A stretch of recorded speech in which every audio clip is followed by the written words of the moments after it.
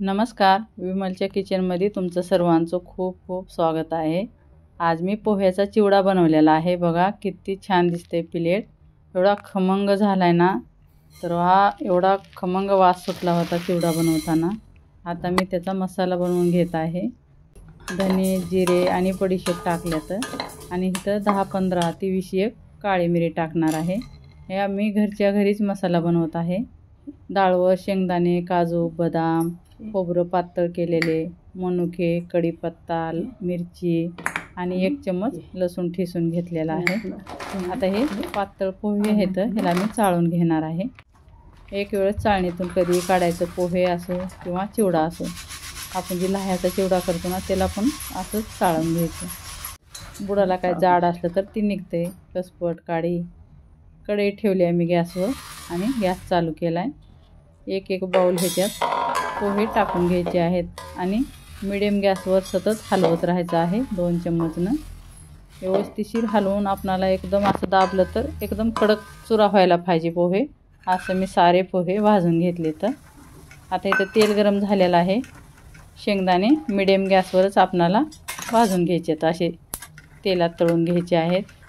कधी फुल गॅसवर आपणाला कोणतीच वस्तू करायची नाही चिवड्याची, नाहीतर तेल जास्त कडक झालं की मग शेंगदाणे करपत्यात आणि पुन्हा चांगले लागत नाही। तर त्याच्यामुळं क्रंची करायचे झाले तर मीडियम गॅसवरच शेंगदाणे आपण असे हे करणार आहे। कलर चेंज होऊ द्यायचं थोडासा आणि शेंगदाणे फुटफुट होत्यात बघा, हे असे तडकल्यासारखे होत्यात। असे आपणाला शेंगदाणे तळून घ्यायचे आहेत आणि तेल व्यवस्थिशीर काढून पोह्यावर टाकून घेणार आहे। हे भाजलेले पोहे आहेत त्याच्यावर।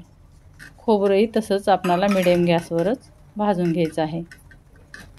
हे खोबरं जे आहे ना, ह्याचा लय लवकर कलर चेंज होतोय, त्याच्यामुळं सतत हलवत राहायचं। ह्यालाही 2-4 मिनिट लागते प्रत्येक वस्तूला आपणाला तळण्यासाठी।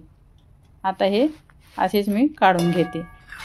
इथं बदाम एकदम गॅस मी मीडियमवर ठेवाय नाही, कमी केला आहे, क्योंकि हे जे असतात ना थोडंसं जाड असतात आणि आतमध्ये कडक होत नाही, त्याच्यामुळं मी एकदम गॅस कमी केलेला आहे।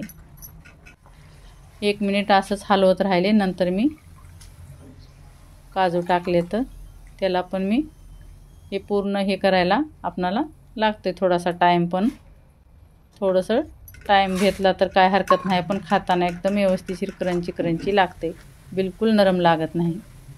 डाळवा तर तेलात कधीच टाकायचं नाही, नसता काढायला खूपच मुश्किल होत्या डाळवा। कधी असा डाळवा हे करायचा, दुसऱ्या वस्तू तेलात टाकून काढलं तर ते पटकन निघतात, पण डाळवा निघत नाही, अर्धा निघतोय अर्धा करपतोय। हे 10-15 मिरच्या मी बारीक तुकडे करून घेतल्या, तर ह्यालाही कडक होऊ द्यायचे। आता व्यवस्थिशीर कडक झालं की आपला चिवडा कडक होतोय, नरम पडणार नाही।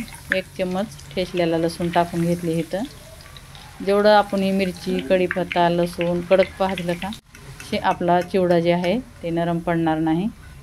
किती दिवस ठेवा, महिनाभर, तर काहीच होणार नाही त्याला। हे कडक झालेलं आहे। आता मी इथं कढीपत्ता टाकून घेते आणि गॅस बंद करते। व्यवस्थिशीर तेल काढले, हे बघा आपला कढीपत्ता तडतडलेला आहे आणि मी गॅस बंद केला आहे।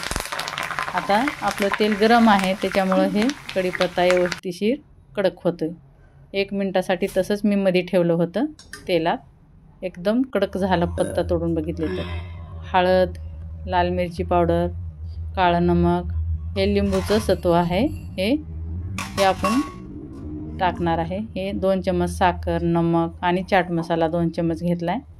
हे आपलं भाजलेला मसाला त्याच्यात एक करून टाकूया। हे बघा लिंबूचं सत्व खूपच कमी घेतलं आहे मी। 2 चिवड्यासाठी आपण मसाला बनवतोय, लाह्याचाही चिवडा मी बनवणार आहे ह्याच मसाल्यात आणि ह्याचाही, त्याच्यामुळे मी मसाला थोडासा वाढवून केलेला आहे। हे सारे मसाले टाकून घेते। खूप खमंग वास येतो ह्याचा, आणि चिवडा आपल्या घरच्या घरी मसाला बनवतो ना, एक वेळेस नक्की करून बघा, खूपच छान आणि स्वादिष्ट मसाला बनतो। हे बंद चालू करून पिसून घेतलेला आहे मसाला। 3 चम्मच घेते मी। अर्धा किलो पोह्याच्या चिवड्याला 3 चम्मच मसाला घेत आहे। पहिले जास्त भरले होते म्हणून हे थोडा अर्धा घेतला आहे। व्यवस्थित ह्याला पहिलं मिक्स करून घेते। मिक्स केल्याच्या नंतर हे दुसरे पोहे आहेत ते टाकते ह्याच्यात। जास्त जर टाकलं तर सांडते, त्याच्यामुळे मी पहिले हे मिक्स करून घेत आहे. आता टाकलेत पोहे, ते पण मिक्स करून घेते. कढीपत्ता तर खूपच कडक झाला आहे, पण किती कलर छान आला आहे, हिरवागार दिसतोय. आता इथं मी मसाला टाकून घेते. हे आपला घरी बनवलेला मसाला खूपच स्वादिष्ट बनलेला आहे. आता इथं तेल मी कमी केलं एका कढईतलं आणि ह्याच्यात 1 चम्मच जिरे टाकून घेतले. आता इथं थोडे तडतडले की मी गॅस बंद केला आहे आणि हळद टाकून घेतली. गॅस बंद केल्यावरच हळद आणि मिरची टाकून घेतली. हे मिरची जास्त तिखट नाही, त्याच्यामुळं थोडंसं कलरसाठी मी टाकले. हे आपणाला आता आपल्या चिवड्यावर तेल ओतून घ्यायचं आहे. हे सारा मसाला लावायचं गरम गरम आपल्या पोह्याला. ह्या कढईत थोडीशी पोहे टाकून तेही तेल निघते. हलक्या हातानं आपणाला हे मिक्स करायचं आहे. हे खूपच नाजूक चिवडा असतो, त्याच्यामुळं सतत हलवत राहायचं, पण हलक्या हलक्या हातानं ह्याचा चुरा व्हायला नको आहे. खूपच खमंग वास येतोय किचनमध्ये पूर्ण घरात. हे लास्टला मी मनुके टाकलेत थोडेसे जास्त.